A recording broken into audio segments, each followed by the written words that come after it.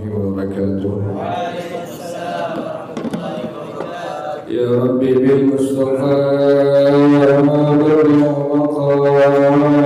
مقاصدنا واغفر لنا ما مضى يا واسع الكرم.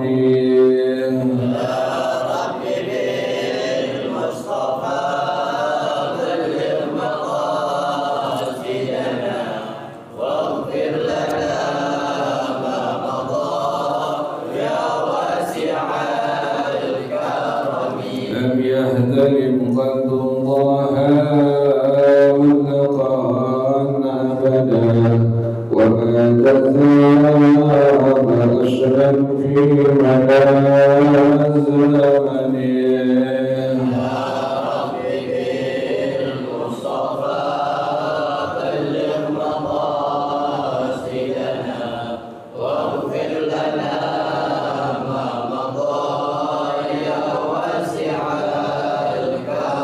منه الدواب فلم تهرب وما وقعت ذبابة أبدا في جسمه الحسن.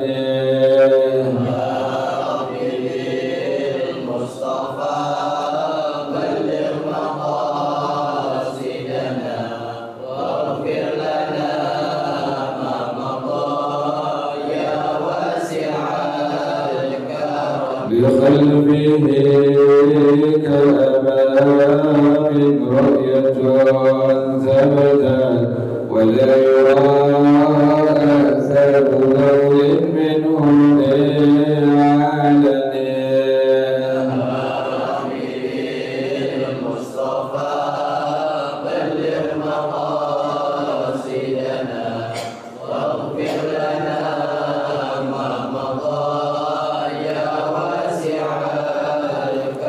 وقلبه لم ينم والعين قد نعست ولا يرى ظله في الشمس ذا فاطن.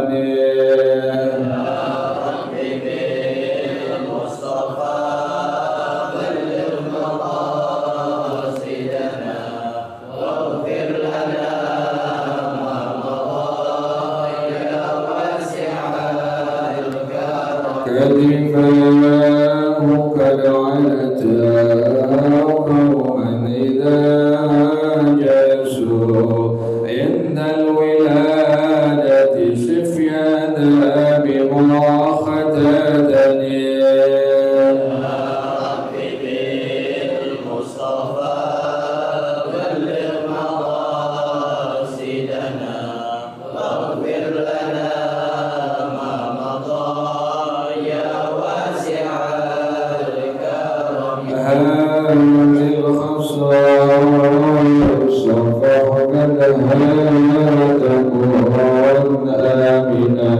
من شر نار وسواك وبيت مولاي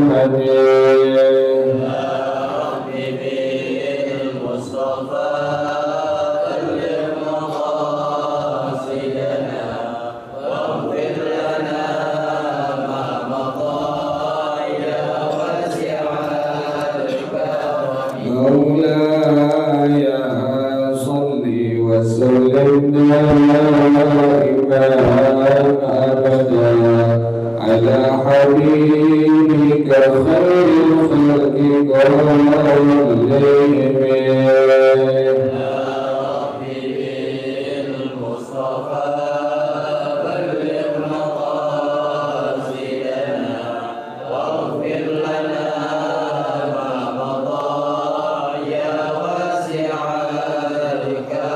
محمد سيد الكونين والثقلين والفريقين من عرب ومن عجم.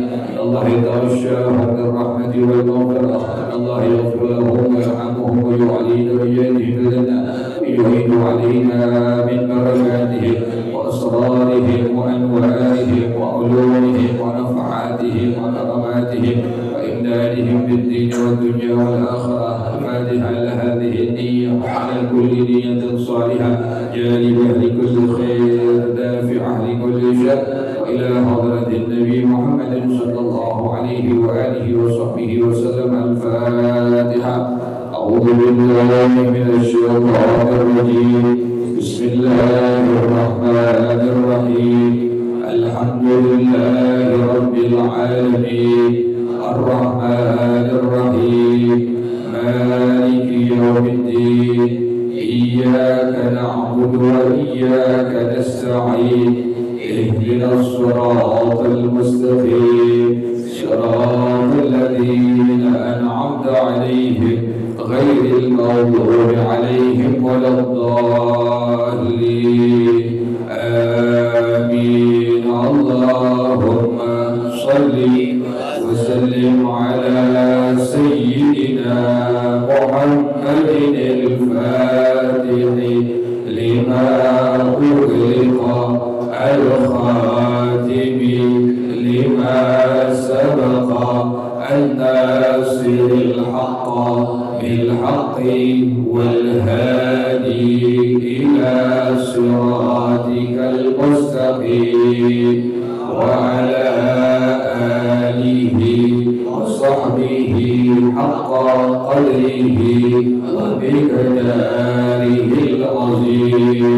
اللهم أخرجنا من ظلمات الوهم وأكرمنا بنور الفهم وافتح علينا بمعرفة العلم وحسن أخلاقنا بالحلم وسهل لنا أبواب فضلك وانشر علينا من خزائن رحمتك يا أرحم الراحمين. بسم الله الرحمن الرحيم.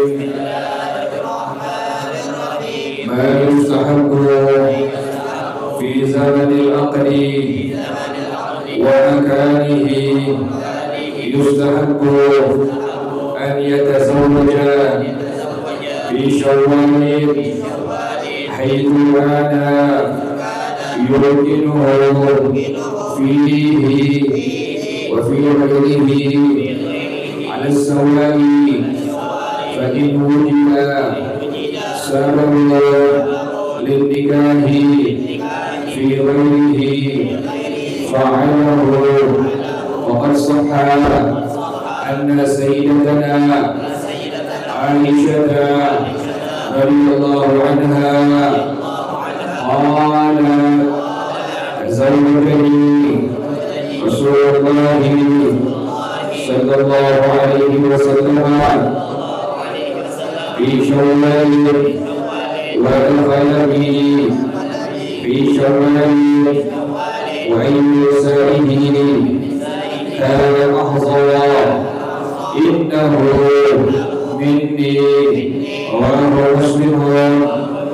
قال الإمام النووي رضي الله تعالى عنه وقصد سيدتنا عائشة رضي الله عنها بهذا الكلام رد ما كانت الجاهلية عليه وما يتخيله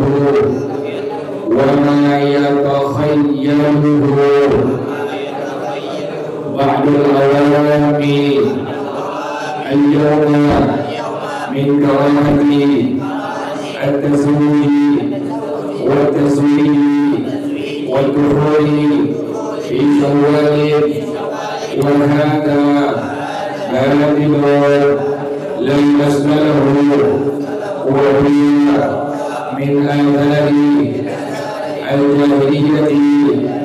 كانوا يتطيرون بذلك لما في اسم شوال من الرجالة والرفع، وصح الترغيب في سفر أيضا والإمام الزهري أن رسول الله صلى الله عليه وسلم زوج ابنته سيدتنا فاطمة عليا في شهر صفر على رأس 12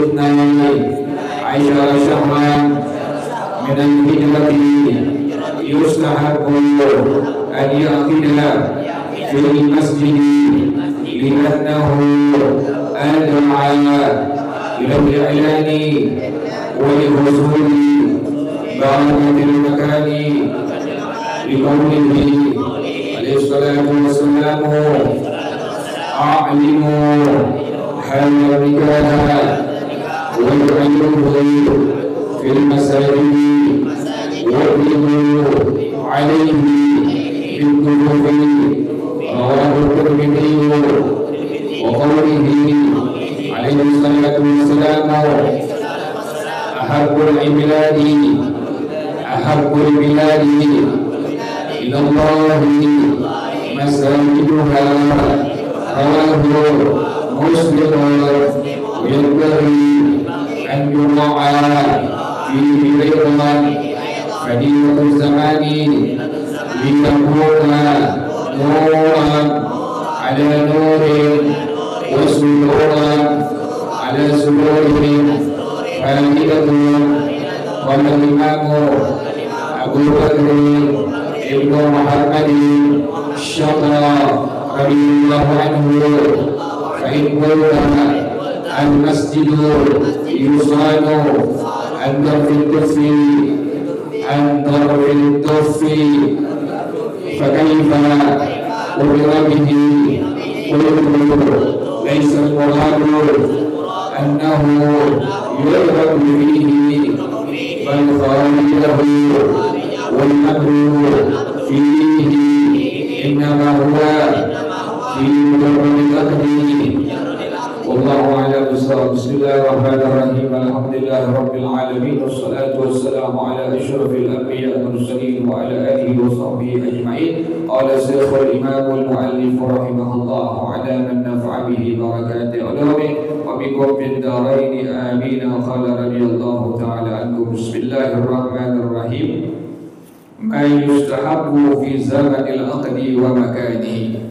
Sesuatu yang berkaitan dengan kesunahan pada waktu terjadi zaman akad nikah, di masa akad nikah dan tempat akad nikah.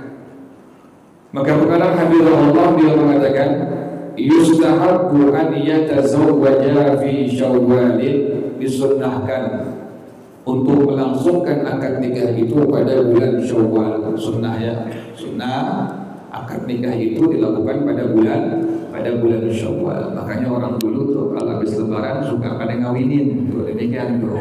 Karena demikianlah yang merupakan zamannya kesunnahan daripada sunnahnya Rasulullah SAW melangsungkan akad nikah itu disunnahkan pada bulan Syawal.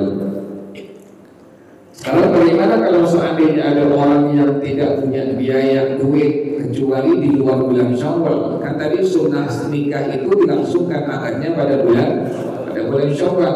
Sekarang ada orang nggak punya duit di bulan Syawal, dia bisa ngumpulin, baru ngumpul duitnya, kemudian di luar bulan Syawal. Bagaimana hukum pernikahannya? Dapat nggak pahala sunnah? Fa'in wujida sababun lin-nikahi fi ghairihi fa'alahu. Kalau seandainya ini orang baru dapat ongkos biaya untuk nikahnya, dia punya duitnya di luar bulan Syawal untuk nikahnya itu, maka kerjakanlah nikah tersebut. Tapi ini orang sudah tidak mendapatkan satu pahala sunnah, yaitu melangsungkan akad nikah pada bulan Syawal. Gak masalah. Misalnya di bulan Muharram boleh, gak masalah. Atau di bulan Zulqa'dah boleh, gak masalah. Atau di bulan Zulhijjah boleh, tidak masalah, hukumnya sah. Tetapi ini orang tidak mendapatkan masa yang disunnahkan oleh Rasulullah SAW, yaitu pada bulan Syawal. Kenapa demikian sampai disunnahkan melangsungkan akad nikah pada bulan Syawal? Faqad sahha Datang hadis yang sahih dari Rasulullah sallallahu alaihi wasallam, anna sayyidatana Aisyah radhiyallahu anha qalat, bahwasanya istri Rasulullah sallallahu alaihi wasallam, Sayyidah Aisyah radhiyallahu taala anha, beliau pernah mengatakan, tazawwajani Rasulullah sallallahu alaihi wasallam fi Syawal. Kata Sayyidah Aisyah radhiyallahu taala anha, Rasulullah sallallahu alaihi wasallam menikahi aku pada bulan Syawal. Nabi Muhammad sallallahu alaihi wasallam menikahi Sayyidah Aisyah pada bulan Syawal. Makanya sunnah untuk melangsungkan akad pernikahan pada bulan Syawal. Wa dakhala bi fi Syawal, dan Rasulullah sallallahu alaihi wasallam juga mendahului aku pada bulan Syawal. Dinikahin pada bulan Syawal Sayyidah Aisyah radhiyallahu taala anha wa Rasulullah sallallahu alaihi wasallam juga Nabi pergauli, Nabi jima beliau pada bulan Syawal. Inilah yang menunjukkan dalil bahwasanya zaman untuk melangsungkan akad pernikahan itu adalah pada bulan Syawal.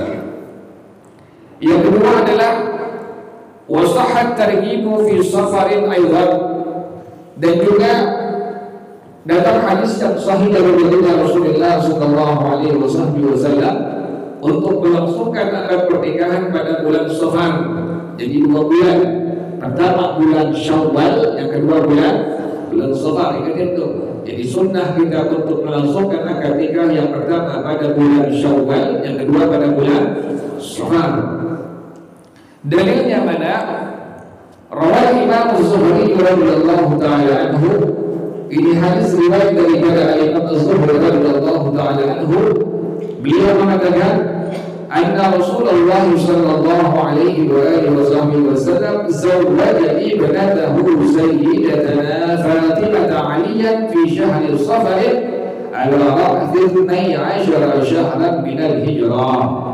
Bahwasanya Rasulullah sallallahu alaihi wasallam menikahi putri beliau Sayyidah Fatimah radhiyallahu taala anha dengan Sayyidina Ali bin Abi Thalib radhiyallahu taala anhu pada bulan Safar. Nah, inilah dalil yang diambil oleh para ulama bahwasanya masa untuk melangsungkan akad pernikahan pada bulan tadi, pertama pada bulan Syawal, yang kedua pada bulan Safar disunnahkan. Sekali lagi, di luar 2 bulan ini tidak apa-apa, tetapi ini orang tidak mendapatkan pahala apa? Pahala sunnah, nasah nikahnya, tetapi ini orang tidak mendapatkan zaman atau masa yang disunnahkan oleh Rasulullah sallallahu alaihi wasallam untuk melangsungkan akad pernikahan. Jadi silahkan kalau pengen ambil sunnahnya 2 bulan ini, pertama pada bulan Syawal, yang kedua pada bulan Safar. Yang kedua, pengarang hafizahullah, dia mengatakan yustahabbu an ya'qida fil masjid, disunnahkan untuk melangsungkan akad nikah itu di dalam masjid, dalam musalla, disunnahkan. Tapi ingat, perlu diingat nih, semua harus dasarnya ilmu. Jangan kita cuma asal mengobrol bahwasanya disunnahkan melangsungkan akad pernikahan dalam masjid sementara ilmunya nggak ada. Bagaimana ketentuan daripada hukum agama? Yang pertama, kalau ingin melangsungkan akad nikah dalam masjid, pertama umumkan. Kan kalau lagi mukesan tuh suka ada rombongan perempuan kan? Ada nggak perempuannya? Ada perempuan. Di mana juga ada perempuan. Ikut nih perempuan-perempuan nganterin pengantin lagi. Nah, perempuan itu setiap sebulan sekali tidak kosong dari apa? Dari haid. Yang namanya perempuan setiap sebulan sekali sudah pasti tidak kosong dari haid, tidak kosong. Nah, yang sekarang yang menjadi masalah, ingin mendapatkan pahala sunnah namun keharaman dilabrak. Kan demikian. Bagaimana solusinya? Bagaimana way out-nya? Solusinya, dari orang yang ingin melangsungkan akad nikah, calon mempelai suami dengan istri ini, laki perempuan, dikoordinasikan, umumkan Pas sudah masuk di depan masjid, rombongan dari perempuan atau dari laki umumkan, maaf ibu-ibu yang haid, mohon tidak memasuki masjid atau musola. Begitu orang sekarang.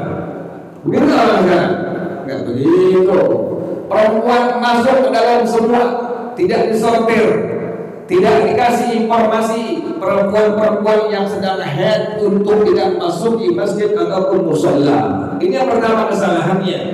Pengen ngambil sunnah, namun pada akhirnya melabrak hukum haram.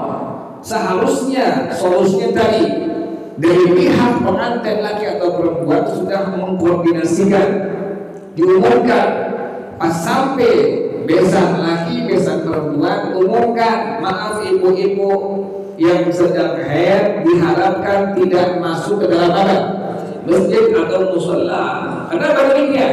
Dalam madhab kita, dalam madhab Imam Syafi'i rahimahullah, perempuan yang sedang haid itu haram untuk masuk di dalam masjid, tidak diperbolehkan. Sekarang enggak ada masuk perempuan dalam masjid, tidak diinformasikan bahwasanya perempuan yang sedang haid tidak boleh masuk ke mana? Ke masjid. Masuk tuh enggak dibilangin. Kan rombongan pasti perempuan yang ngambil. Ada yang haid, dia nggak ngomong, masuk dalam masjid keharaman dikerjakan, pengen kerjain yang sunnah tapi melabrak yang Allah haramkan. Ini yang pertama para jamaah sekalian. Yang kedua, sudah masuk masjid, ini kejadian di sini Al-Huda, sudah masuk masjid, lagi perempuan gabung dalam satu majlis akad nikah, sudah masuk masjid, lagi perempuan apa? Duduknya bersama-sama digabung, tidak ada hijab antara laki perempuan. Ini jadi masalah. Ini jadi masalah. Silahkan ente ingin mengambil pahala sunnah, silahkan. Kerjakan akad nikah dalam masjid, silahkan dapat pahala sunnah. Tapi ingat tadi yang pertama, umumkan kepada perempuan-perempuan yang sedang haid dilarang untuk masuk ke mana tadi? Dalam masjid. Bilangin informasi speaker, ibu-ibu maaf yang sedang haid tolong jangan masuk ke dalam masjid. Kenapa demikian? Dalam madhab Imam Syafi'i rahimahullah, perempuan yang sedang haid tidak diperbolehkan untuk masuk ke mana? Dalam masjid. Yang kedua tadi, sudah masuk dalam masjid, wajib tidak boleh ikhtilat, tidak boleh bercampur lagi perempuan dalam satu majlis akad nikah. Sekarang gimana sekarang? Dicampur nggak? Digabung nggak? Digabung. Masuk masjid, perempuan lagi masuk musala, digabung, tidak ada adanya, tidak ada hijabnya, paling duduknya doang dipisah, tanpa ada apa? Tanpa ada hijab. Inilah pada hukum syarak yang disebut sebagai ikhtilat, bercampur laki perempuan dalam sebuah majlis adalah hukumnya haram, tidak diperbolehkan. Para jemaah sekalian, ini berimbas kepada apa? Kepada sah dan tidak sahnya akad pernikahan. Ini berimbas kepada sah dan tidak sahnya akad pernikahan. Tadi wajib dipakai hijab, wajib didindingi antara laki-laki dengan apa tadi? Dengan perempuan. Sekarang sudah tidak dihijab, fatal lagi, lebih fatal lagi. Calon pengantin laki-laki dengan perempuan disanding di depan, di apa itu? Dikerudungin dua-duanya. Ini pun sama ikhtilat. Ini bercampur antara laki dan perempuan. Bagaimana hukumnya? Hukumnya haram, tidak diperbolehkan pada hukum agama. Jadi kesalahan itu berkali-kali itu.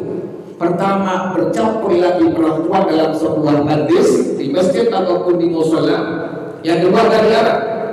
Yang kedua disandingin laki perempuan di depan, disandingin tuh laki perempuan. Dipakai apa itu? Kerudungan tuh laki perempuan. Ini berakibat side efeknya adalah sah dan tidak sahnya akad pernikahan. Bagaimana ukurannya? Dalam madhab kita, dalam madhab Imam Syafi'i rahimahullah, Di antara syarat saksi itu tidak diperbolehkan yang fasik. Sekali lagi, dalam madhab kita, dalam madhab Imam Syafi'i rahimahullah, syarat saksi itu tidak diperbolehkan yang apa? Yang fasik. Apa itu fasik? Al-fasik al-kharij an ta'atillah. Orang yang keluar taat dari Allah Subhanahu wa taala. Contoh, laki-laki boleh enggak pakai celana pendek? Laki-laki boleh enggak pakai celana pendek? Boleh, haram. Laki-laki yang masih pakai celana pendek tidak sah untuk diangkat menjadi saksi. Kenapa demikian? Nanti efeknya itu pernikahan dihukumkan tidak sah. Contoh yang kedua, laki-laki boleh nggak pakai gelang? Laki-laki boleh nggak pakai gelang? Nggak boleh. Sekarang ada terapi di luar. Ini kerjaan non muslim kerjaannya.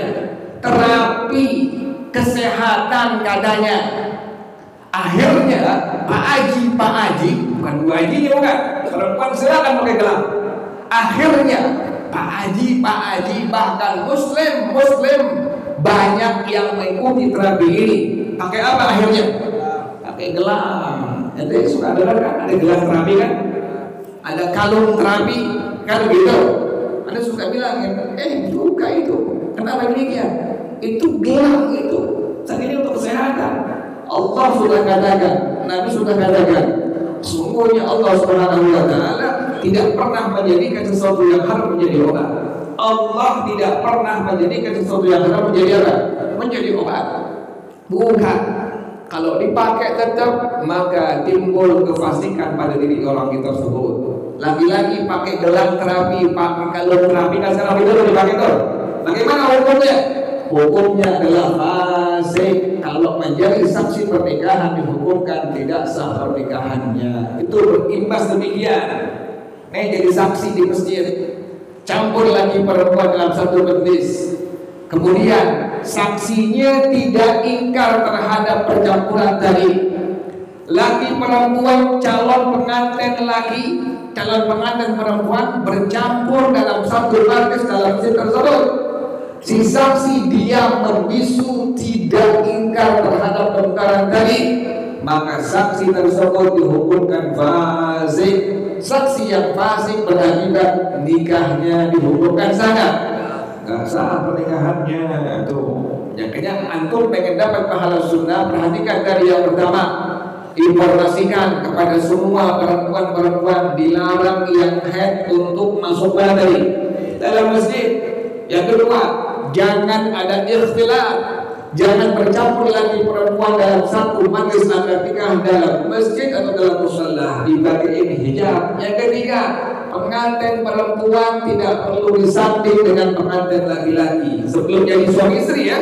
Jangan disanding. Ini pun sama ikhtilat pada hukum agama tadi. Berakibatnya saksinya dihukumkan fasik. Saksi yang fasik berakibat pernikahan dihukumkan tidak sah pada hukum syarak dalam madhab kita, dalam madhab Imam Syafi'i rahimahullah. Jadi akan datang mau di Al-Huda atau musolah di kitab di Al-Wajibah akan datang informasikan dengan hukum yang wajib.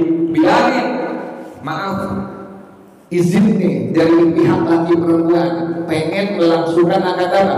Pernikahan. Bilangin, nanti tolong informasikan perempuan-perempuan yang haid dalam jangan masuk ke mana?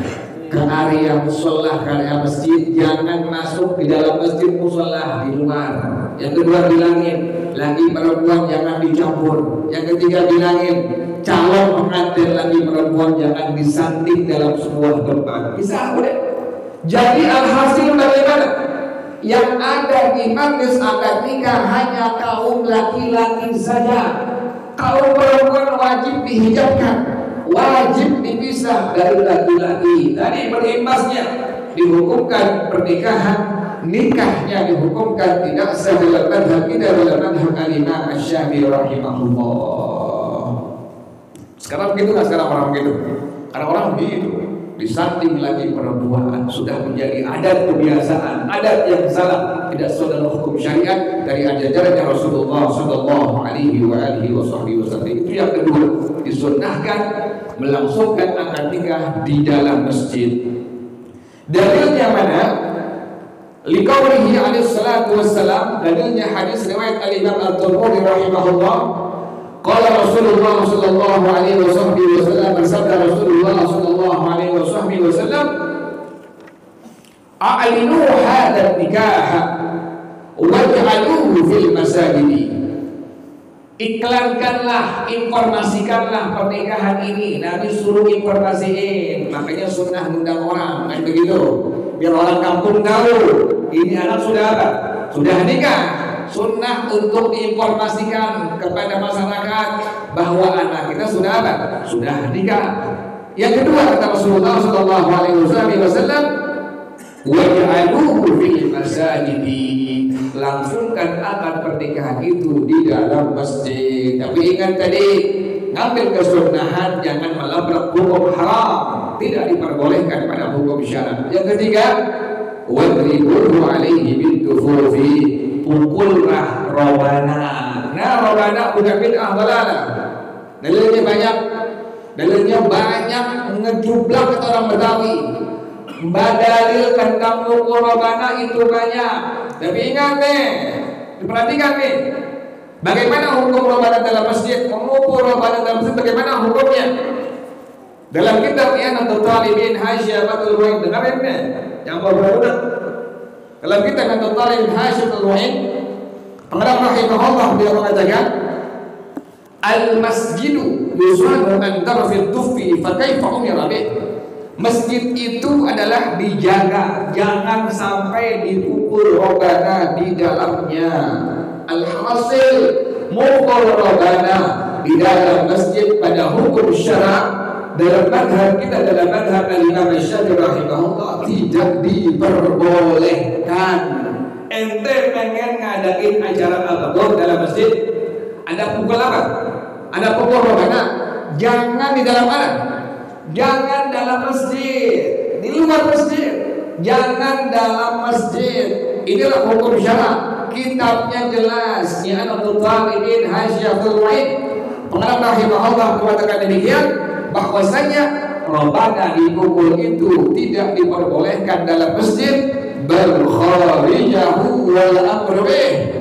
Urusannya jelas, perintahnya jelas, dan demikianlah disyariatkan bahwasanya robana harus dipukul di luar masjid. Sekarang gimana orang sekarang? Masjid, mushola, robana diapain? Dipukul, baca maulid, baca hadrah, sementara tidak tahu ketentuan hukum agama. Tidak diperbolehkan memukul robana di dalam apa? Dalam masjid. Kitabnya I'anatul Talibin Hasyiatul Wa'id. Tadi disunnahkan akad nikah dilangsungkan dalam masjid, kemudian disunnahkan dipukul robana. Ingat, dipukul robananya bukan di dalam apa? Bukan di dalam masjid, tapi adalah di luar masjid. Jadi perlu perhatikan ini. Kita ngadain maulid di masjid Al-Huda yang malam Jumatnya, jangan pakai apa? Robana silakan di luar tuh, di depan teras nggak masalah. Jangan sampai di area apa? Di area masjid. Ini semua masjid. Teras masih masjid, teras masjid, ini masjid, ini hukumnya masjid. Kitabnya jelas, I'anatul Talibin Hasyiatul Wa'id.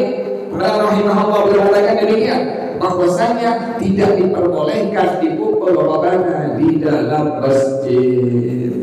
Sekarang orang kan mukul robana dalam mushola, dalam apa?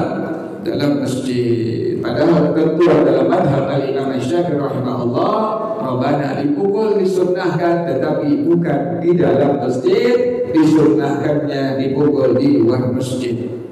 Yang ketiga para jamaah sekalian, an yakuna yauma jumu'atin, bahwasanya disunnahkan melangsungkan akad pernikahan pada hari Jumat.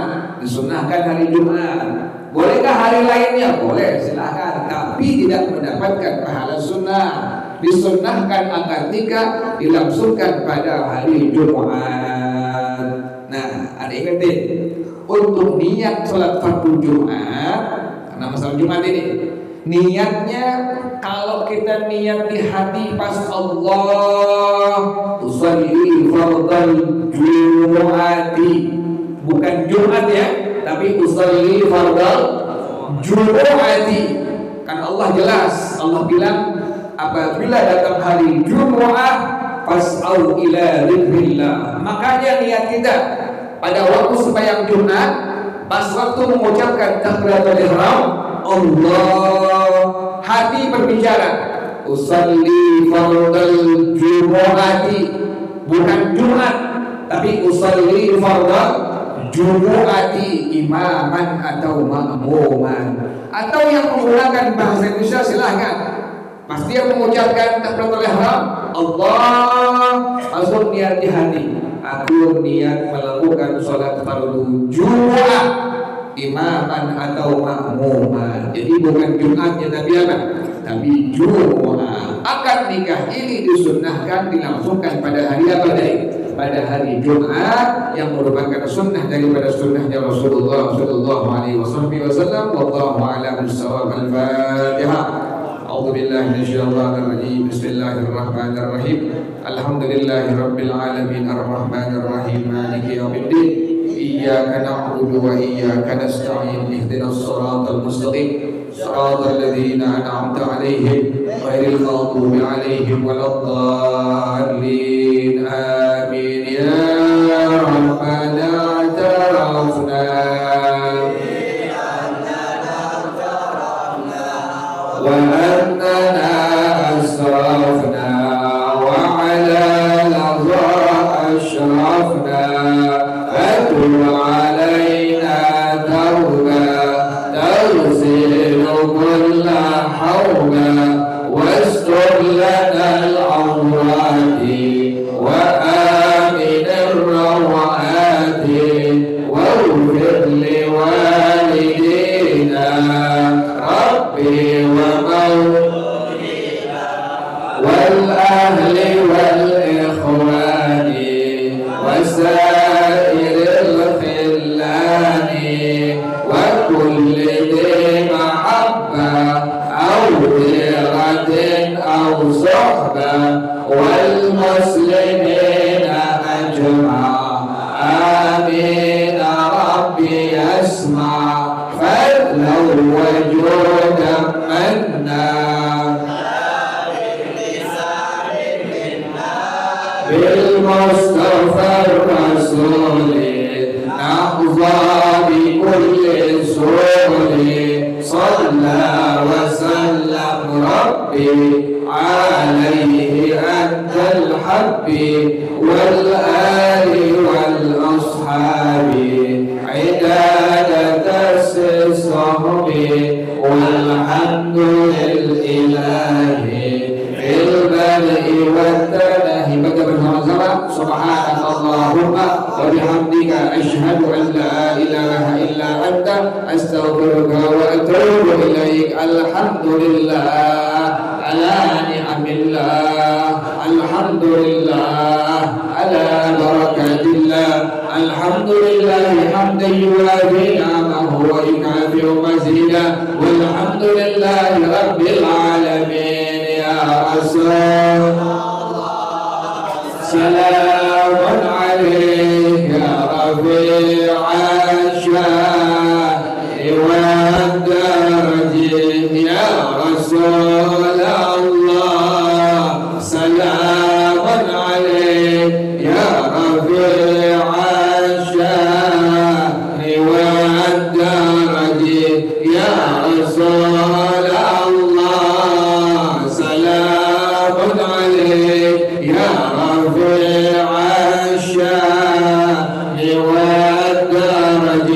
Allahumma salli wa sallim wa barik alaihi wa ala alihi. Wassalamu alaikum warahmatullahi wabarakatuh.